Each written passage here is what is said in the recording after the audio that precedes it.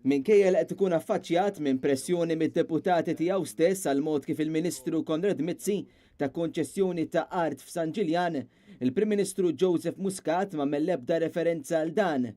Muscat kien qed jitkellem fil-każin laburista ta' Żurriq fejn m'għamel l-ebda referenza għal mod kif art f'wieħed mill-aqwa siti f'San Ġiljan tqasmet biskont qawwi lill-Grupp Korintja.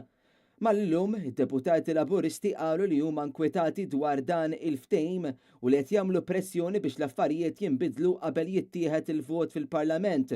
Tantu hekk li l-erba' li għadda ġiet posposta laqgħa li fiha kien se jittieħed vot dwar l-art f'San Ġiljan.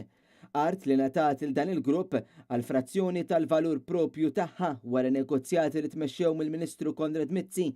Tantu hekk li fis-suq l-art hija stmata li tiswa 121 miljun euro, iżda ngħatat biss għal 17 miljun euro.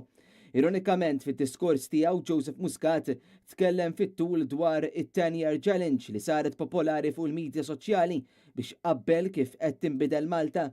Madankollu ma qal xejn dwar kif il-proġett tal-Grupp Korintja f'San Ġiljan li inkludu wkoll żewġ torrijiet se jbiddel din iż-żona darba l dejjem.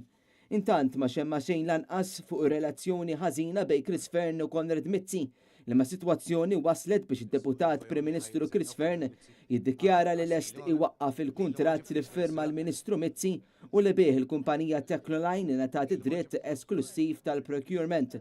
Metafora kontinwa dwar it-10 Year Challenge, Joseph Muscat ma tkellimx fuq il-qerda tal-ambjent u kif kontinwament medet kbar ta' art qed jirkibhom l-iżvilupp tal-bini.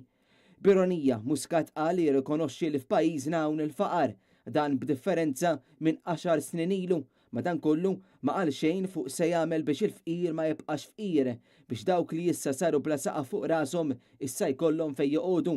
Dan fl-isfond ta' rapporti li fl-2019 se jkollna 13,000 ħaddiem barrani ġdid f'pajjiżna, pis fuq il-Maltin li jinsabu bi problemi jew f'riskju ta' faqar. U għalhekk li l-Partit Nazzjonalista permezz tal-kap tal-partit Adrian Delija u l-kelliema tiegħu ilu jsostni l-pjanijiet tal-Gvern mhux pjanati għat-tul iżda mill-lum għall-lum. Dan kull ma jmur qed jiġi rifless fid-diskorsi ta' Joseph Muscat.